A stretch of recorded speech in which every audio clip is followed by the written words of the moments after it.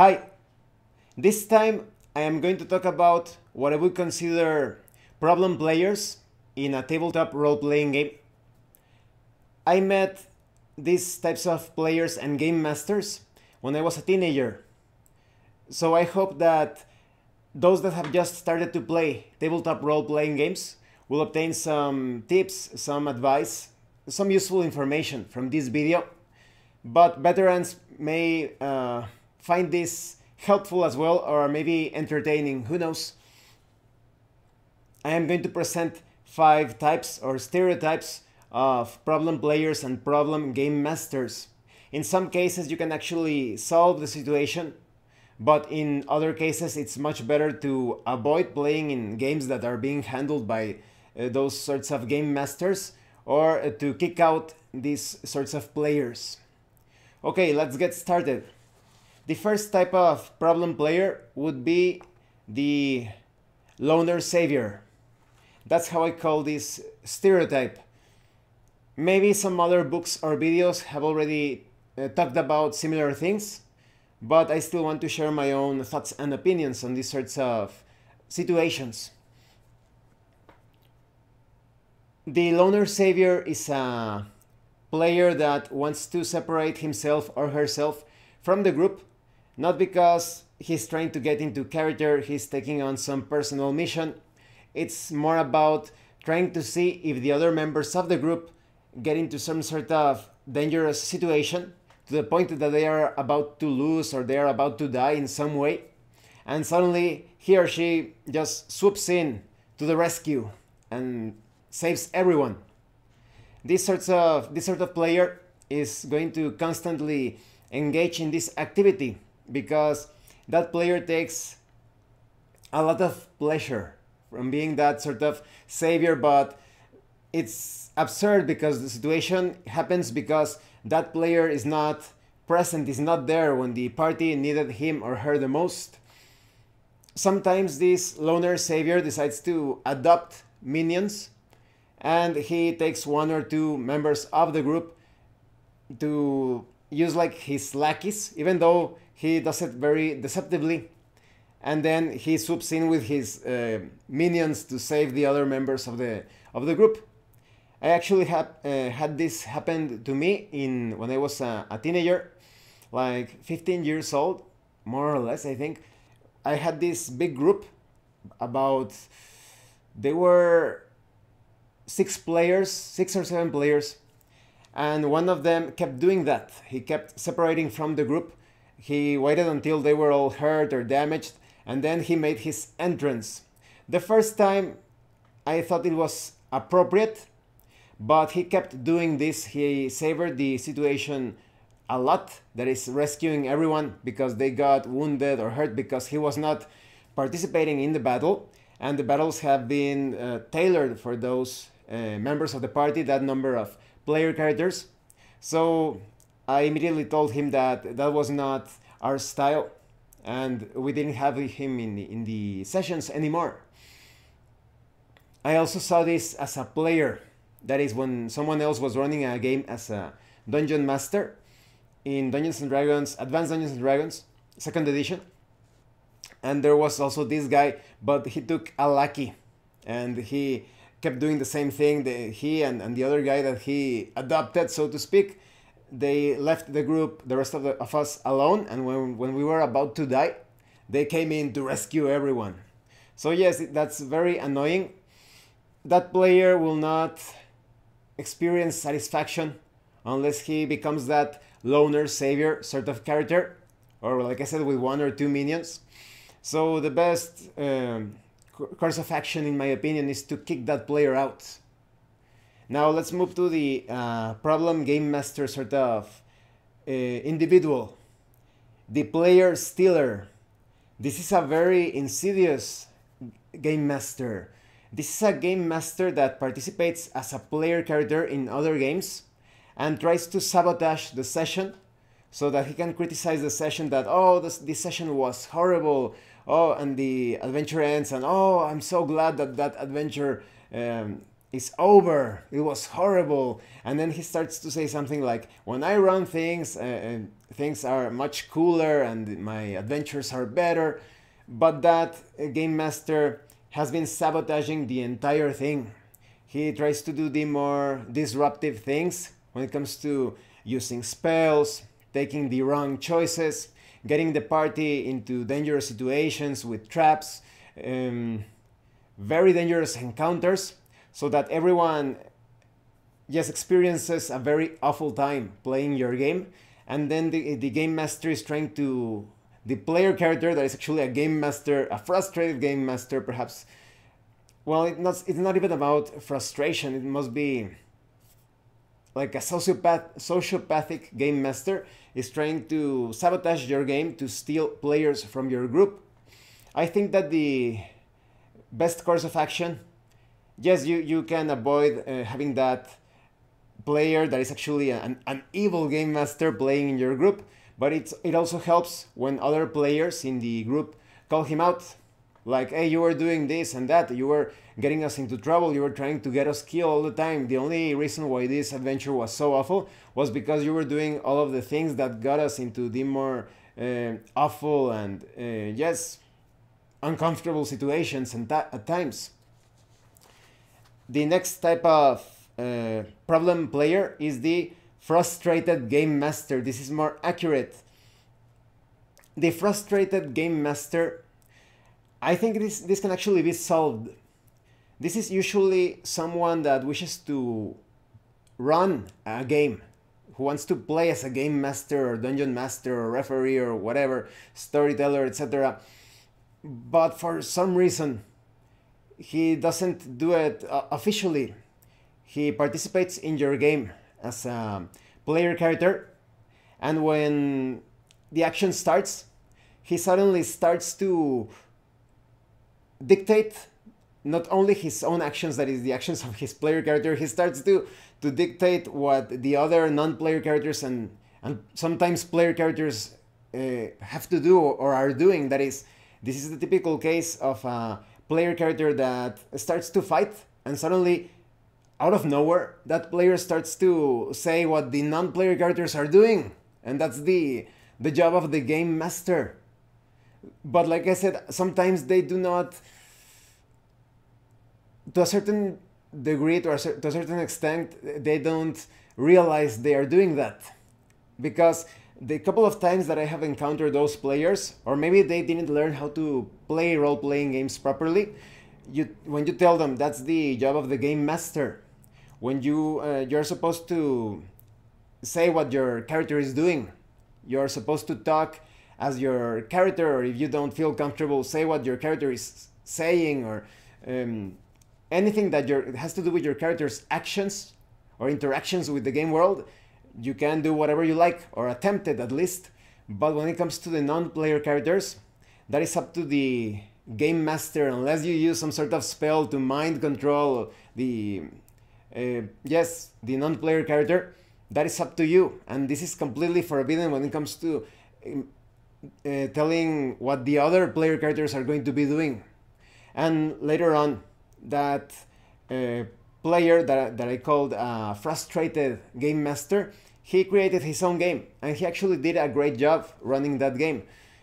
But yeah, he obviously had those issues that he couldn't participate as a player character because he wanted to move the world, to be like the puppeteer of everything, of the plot, the actions of the non-player characters. Sometimes he wanted like to just say what was the course of action to follow according to the plot, the mystery. So it's almost like he was playing solo, like a solo role-playing game. He was making the appropriate rolls and all of that, but he was controlling almost everything in the world as a player character. I think that if I had been more knowledgeable back then, I would have also suggested that he tried solo role-playing games, or perhaps some role-playing games that give the player characters a lot more agency, that they have this resource to change something in the game world, or introduce this element, or perhaps say something for this non-player character, etc. But like I said, in that case, I don't think he was like doing it out of evil. He was not just, he wasn't, um, yes, he wasn't completely aware of what he was doing. The next problem game master type would be the frustrated player character. And this is actually quite common in my opinion. Sometimes you see that in these sessions that you see in YouTube, that the game master or referee or whatever, he's basically role playing with the player characters. The player characters in the group are describing their actions, are talking as their player characters, and he repeats exactly what they just said, adding his own personal twist or flourish. So let's say that you say something like, maybe you are talking in first person. My character runs as fast as possible and jumps. I am going to attempt to jump to the other side of the chasm or the pit. And then the game master starts to narrate how you are running and how you jump while you scream this name of a deity. And if you are successful in your role, he narrates how the character is climbing up, or that if you fail the role, how your character fell down, and he starts to give this like, oh, I should have known better or something. So he starts to act and talk for the player character, and that's nonsensical. I will tell you the reason why, and it's related because he's a frustrated player character. A game master that is actually a player character that hasn't obtained satisfaction in roleplay. I think it's appropriate if a player attempts something and he fails or misses the roll, the check, it's appropriate for the game master to say something like, in the case of jumping across the chasm, you fall down, and depending on the roll or however you are handling the situation, and you hurt your leg or you fell on your ass or whatever, and that's it. You just describe the effect. Anything else that the player character is going to attempt, is going to say, when it comes to fighting, skill checks, whatever, it's up to the player. He is going to be saying something like, I swing my axe while I scream the name of, like I said, of my deity, or I roar at the enemy while I tackle him into the ground. And you're going to be describing that as a player character, but the game master should have no say whatsoever in that case. And this happens because that game master is a frustrated player character. He hasn't been participating as a player character for a long time, and he basically wants to hijack the actions of the player characters. I also think that occurs when the game master doesn't put enough roleplay into non-player characters. He could be doing all of that with the non-player characters. He could be describing their actions, what they say, what they do, and funny enough, when it is his turn to control the non-player characters, he doesn't put too much into it, too much effort. So it's obvious that he wants the spotlight, he wants to be a player character. In that case, you need to inform that game master that it's better for him to participate as a player character in other games so that he obtains that satisfaction and he's not taking it out, while he's running things for his group.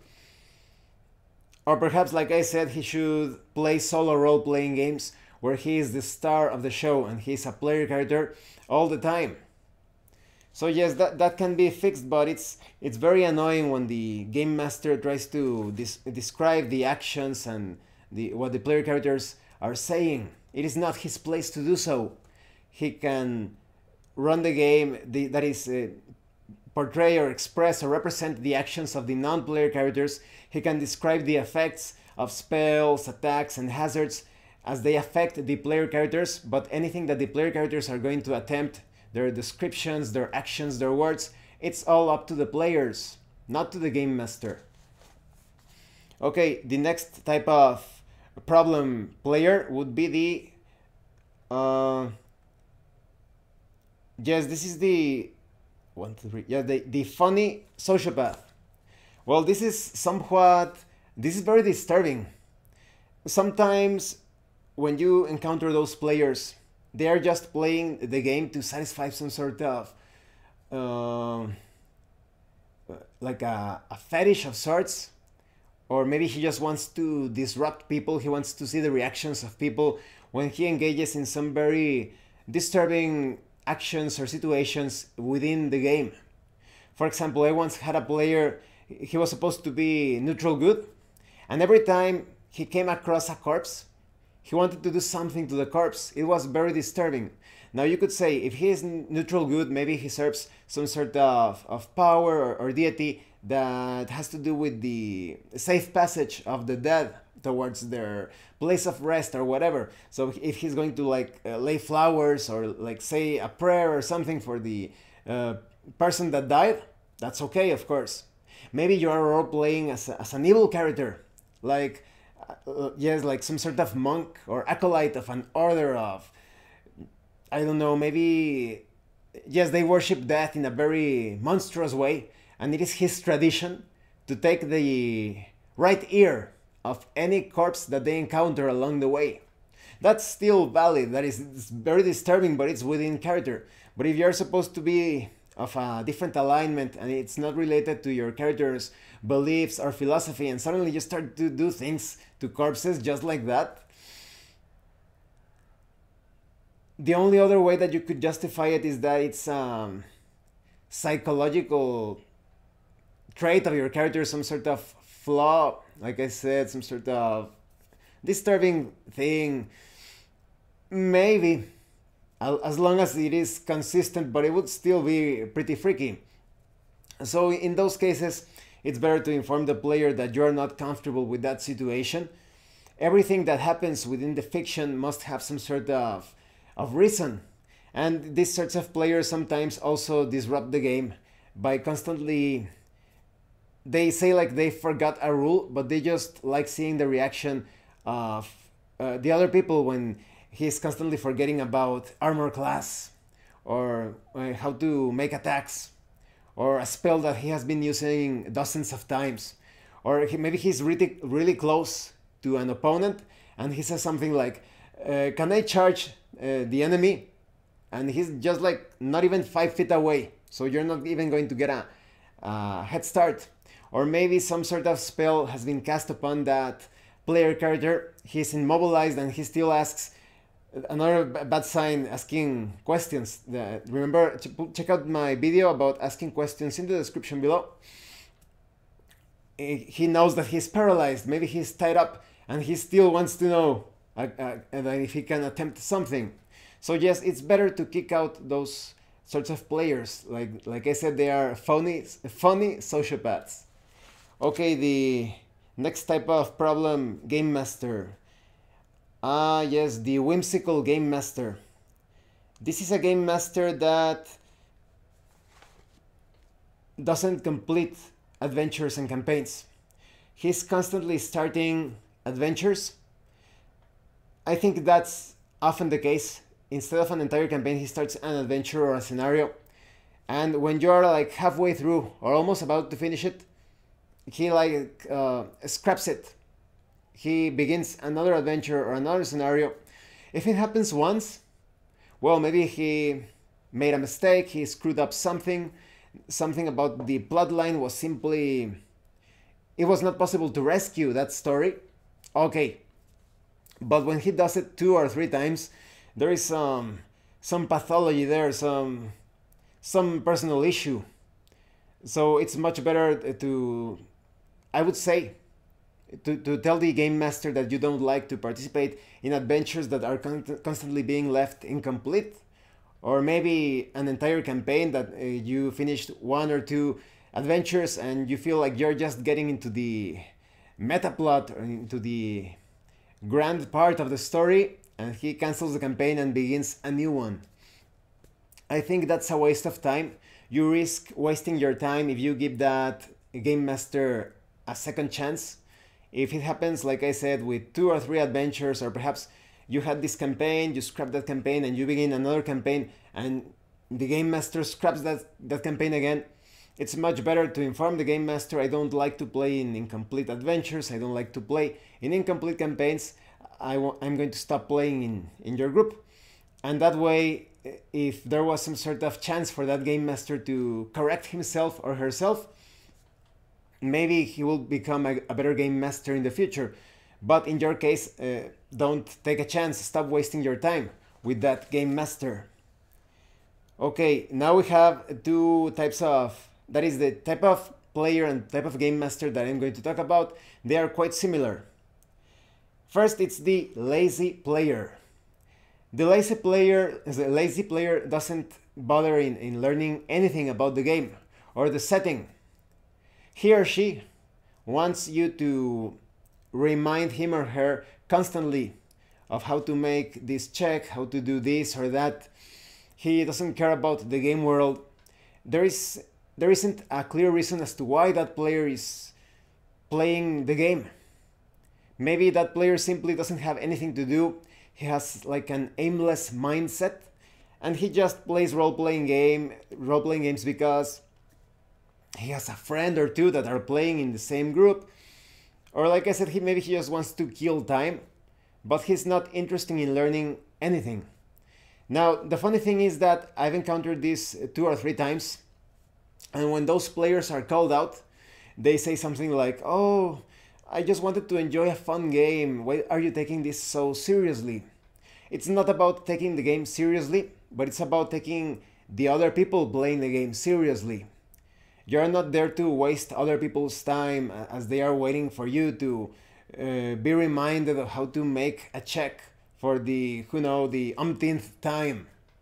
And they don't want to constantly remind you of the situation of what is going on in the story. Who are the gods or the demons or the monsters or the situation of the kingdom when it has been repeated several times. That player has no respect for you. So it's much better to kick out that player. Even if you tell the player, like I said, in most cases that I have seen, that the player gets informed that you need to learn the rules, you need to learn about the game world, and they are like, "Oh, you're taking this too seriously. Maybe you're like a tryhard or something." They are not. I don't think there is a way to fix that sort of player. It's much better to kick out that player. And then we have the lazy game master. Now I've seen this lazy game master term used in a somewhat positive way. It's not the same thing that is, for example, in that book, the Lazy Game Master's Guide or something, which basically contains tips for you to, like a sort of economy of resources and time to run better games. But in the case of this Lazy Game Master, it's quite similar to the lazy player. And in this case, the Lazy Game Master wants the players to know the rules, but he doesn't know the rules of the game. He also wants them to know about the game world or the setting, and he knows the bare minimum. So that's incredibly ridiculous. I would recommend that maybe there is a chance for that game master, a very tiny chance, if you played one of those role-playing games where the game master doesn't roll at all, and the player characters have a lot of agency of authorship. That way, that game master, that lazy game master, may actually have a chance of running things decently, perhaps. The question is, are you willing to waste your time to see if that game master corrects himself or herself? Because in some cases, when you have that lazy game master in those role-playing games, where the game master only has to describe the situation, introduce the enemies, describe the attacks of the enemies, and the players are all making their rolls and using their resources to change elements of the encounter or introduce some other elements. Yes, there is a good chance to maybe he will enjoy that sort of style of running games, but it's still risky. In my personal case, I wouldn't risk a couple of hours of my time trying to see if that game master works better or runs things a bit more correctly or smooth with that sort of system. The other type of problem player would be the enforced story player character. This is a player character, and I think this sort of, I would even say toxic player character, is the reason why in some indie role-playing games, they attack the game master a lot. That, oh, the game master shouldn't be doing this or that, and the player character should have agency over everything, and that nonsense that you have to ask permission to the player if you want to kill that his player character or her player character. And so this enforced story player character, he wants to. He's a bit like the other type that is kind of like a game master pretending to be a player character. He wants to dictate everything that happens in the game. That's absurd considering, like I said, there are many role-playing games that have so many resources to, yes, encourage player agency or authorship, changing things about the encounter. Oh no, that no, that didn't happen. I'm going to use this card or this token, and that doesn't actually happen, and my character escapes from that danger.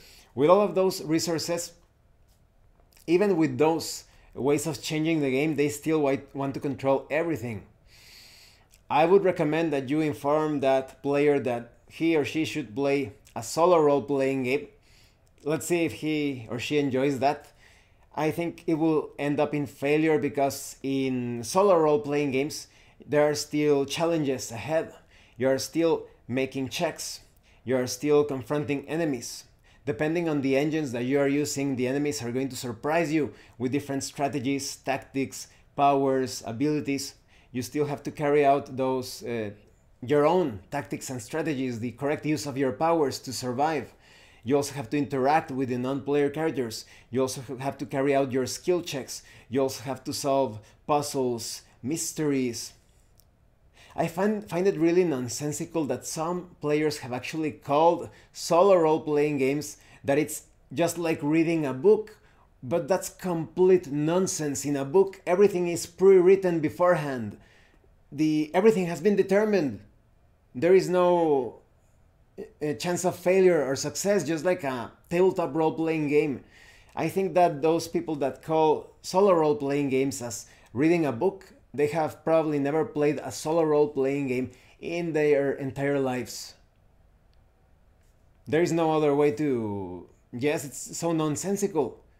Solo role-playing games have as much surprise or as many unexpected things as a tabletop role-playing game with your group. So yes, the enforced story player character, that player should play a solo role-playing game and see if he actually enjoys forcing his particular vision for a game. He's like a player character that wants to railroad the entire party according to his own vision for that session. Then we have the enforced story game master.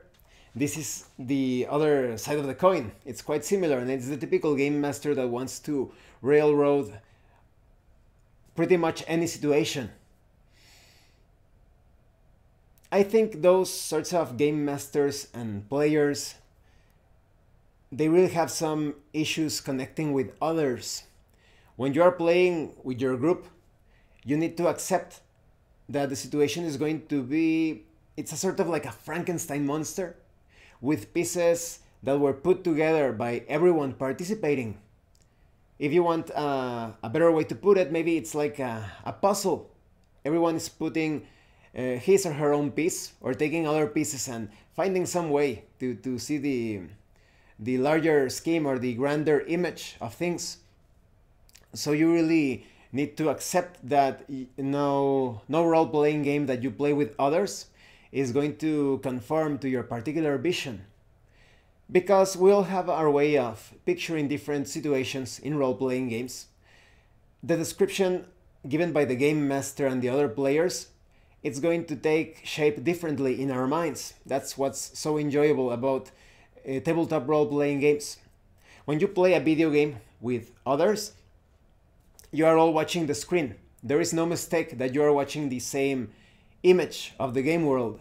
But because in our tabletop role-playing game, even if you use miniatures, even if you use maps, every person participating has his or her own vision of the game world. And that is so amazing. It's kind of like You are agreeing with others while disagreeing at the same time. Maybe one of you looks at the game world in a very surreal way, almost as if it's some sort of moving painting, like a moving painting. But someone else experiences the entire thing like real life. Someone else takes a look at the situation, and maybe he experiences things as if it were some sort of film or a movie.